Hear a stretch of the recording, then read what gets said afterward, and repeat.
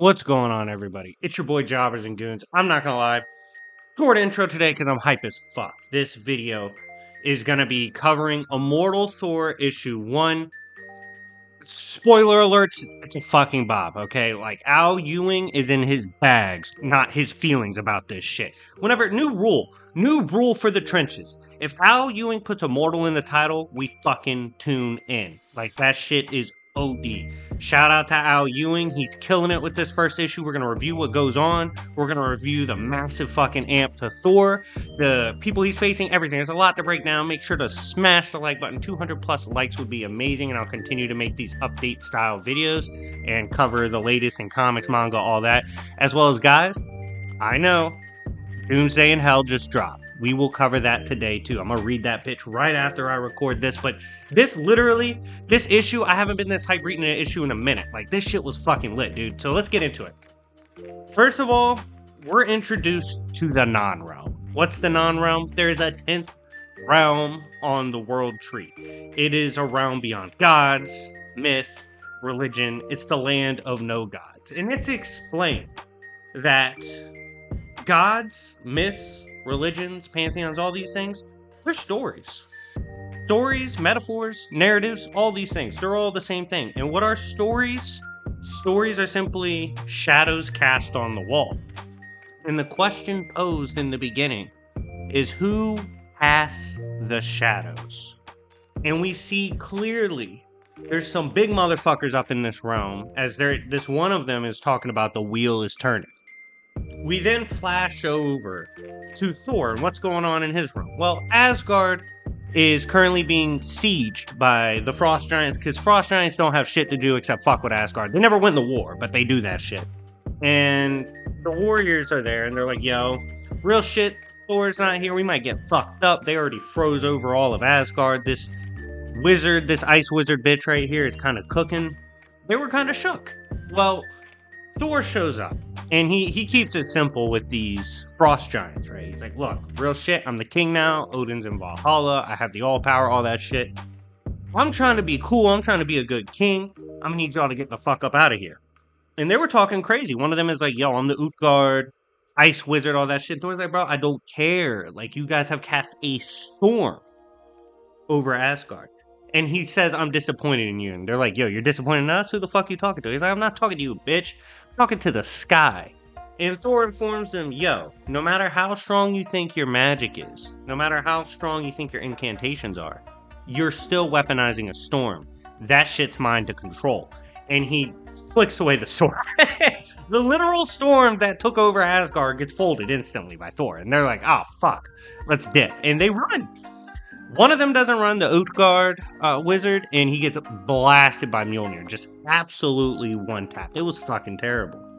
And at this point, Thor's like, yo, why were the Frost Giants wilding like this? Like, why the fuck did they pull up? Loki's supposed to be over there ruling. Then we see Loki's not ruling. Loki's in the trenches with Thor. Loki appears, he shapeshifts, he's like, yo, actually, I'm here, bitch.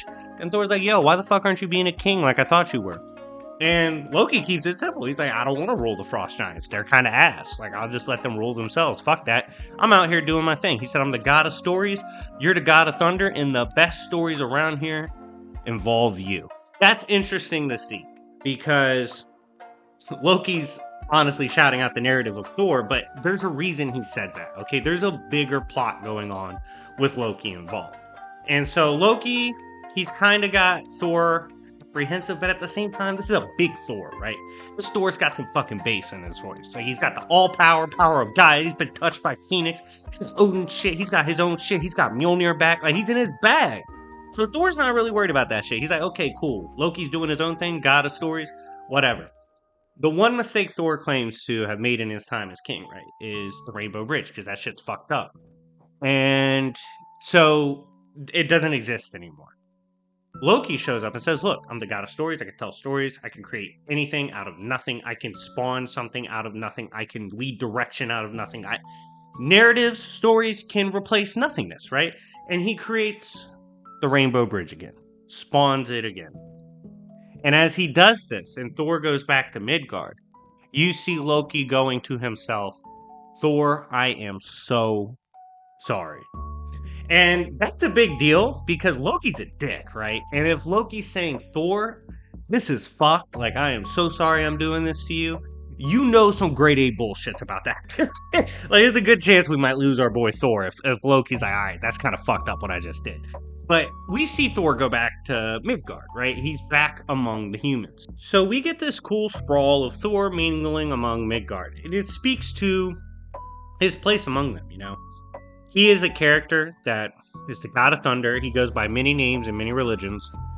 But Midgard's different to him because here he's friends with the people. He's not just like where he's in Asgard and he rules over everybody. He's viewed as a god. On Midgard, he's in the trenches. He's playing fucking chess with people, hanging out at parks. He's cool with people and he'll ride for any of the Marvel humans. He has tons of respect for Marvel humans, which you guys should know why. You've seen my videos on Marvel humans. They go hard as a bitch. But he has a lot of love for Midgard. And in a lot of ways, he's almost a god of none because he represents so many people and he appeals to so many people. And it says something in this that is so Superman-like that I have to bring it up. They state that as long as hope and kindness exists within creation, Thor will always be there. Thor will always be in creation. That's almost like as long as hope exists, Superman exists type shit, right? Like, that's a crazy vibe. You can kind of tell where they're going with Thor at this point. And then this is where we get to the crazy shit, okay? Buckle the fuck up. So a storm starts raging, right? It's raging in New York. Thor goes, okay, you know what? I'm Big Meech. Let me go ahead and shut this bitch down. He goes to shut down the storm and gets rocked, right? And that's a fucked up feeling, given he's Thor. And it states, Thor's the god of thunder, sure, he's the god of storms. But who's the god of superstorms? Who's the god of storms beyond storms? And we see this big motherfucker come out the sky, right? Like, this art is, I can't wait to show you guys this shit on the screen. Y'all know I don't even like to edit, but I'm showing y'all all this fucking art because it's god tier. They dedicated this to John Romita, by the way. Rest in peace to an absolute legend within Marvel Comics. It's a beautiful tribute to him. And Thor sees this motherfucker. And the thing is like, yo, you're just a god, I'm beyond gods. You're a story, I'm beyond stories. You're the shadow, we cast the shadows. Fuck you, I'm the Utgard Thor. I'm the real Thor. I'm the big dog. I'm the reason something like you exists. And you're like, oh my fucking god. Thor is facing people beyond narratives. He's facing gods that inspired the gods. It's actually fucking stated that these beings transcend so much that their transcendence to gods within Marvel, to immortals within Marvel, is the equivalent of the transcendence from the absolute gods in Marvel, or like, say, like Oblivion, Infinity, all them, to a regular human. That's the difference in transcendence. And it said Thor was scared. Thor was like, what the fuck is that? But you know what? You know one thing about Thor, dog. He steps. He's gonna step on some shit. It doesn't fucking matter how strong you are. It doesn't matter how tough you are, bitch. If he can fight, he's going to fight. And he looks at this big motherfucker and he said, hey, bro, I get what you're saying. I get how you're talking about you're from some crazy realm. Fuck all that. I'm Thor Odin's son. You gotta show me that shit. Starts blasting away at this guy. Thor starts shooting the motherfucker. What? Thor's him. Thor's a big dog. Thor's really that guy, bro. Like, this Thor is a 10 out of 10 run. So he's shooting at this bitch. And we see this battle's underway. Thor versus the Utgard Thor. And he's trying to think about, like, where these archetypal beings are coming from. These no gods are from. Like, because he knows there's something in his mind. He's like, fuck, I know what this. I dealt with the Utgard wizard. Now I'm dealing with Utgard Thor. This shit's getting crazy. And Thor's trying to fight him and figure this shit out, right? And we can see why Loki said sorry, because he sent him to the trenches. And it goes to the 10th realm, or the non-realm. And we see Gaia's there, and other of these supposed gods beyond gods. And they're talking about how they need to destroy Thor, because if Thor falls, all of creation is cooked. That's what they said. They said, if Thor's done, creation's done. That's it. It's that simple. Like, we need that motherfucker gone.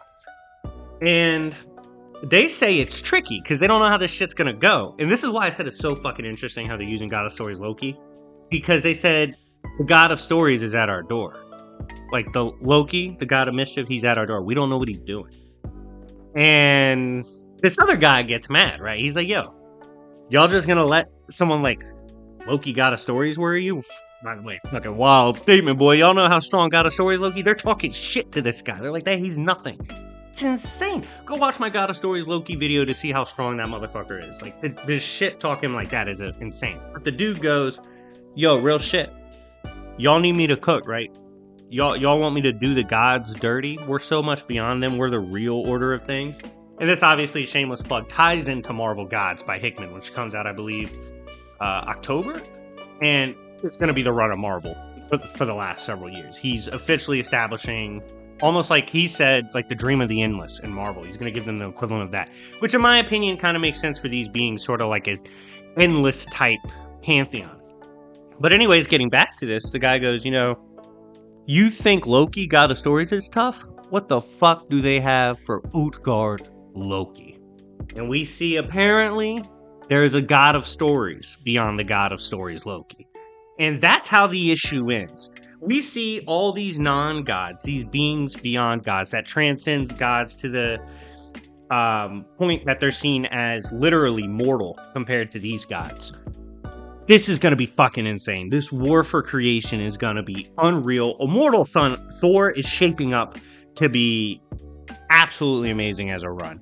Al Ewing, thank you. I'll be reaching out to Al Ewing. I need to interview that motherfucker because he has some golden runs in modern Marvel. But yeah, this run is absolutely unbelievable so far. I will be reviewing Doomsday in Hell today. That bitch just dropped, so I'm dropping this video, and then I'm getting in the trenches and reading that one, and then covering that later today. I'm so excited for these new comics. Comics are finally getting lit, especially Marvel, man. Marvel's been knocking it out the fucking park lately. I love the start to this run.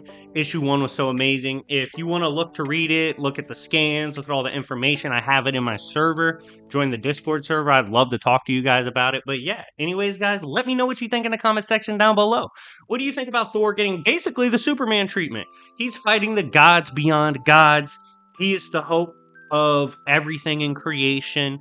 He is the god of storms. He's big Thor. But anyways, thank you so much for watching. It's been your boy Jobbers and Goons. We're on the road to 30K, so subscribe and turn on the notification bells if you haven't already.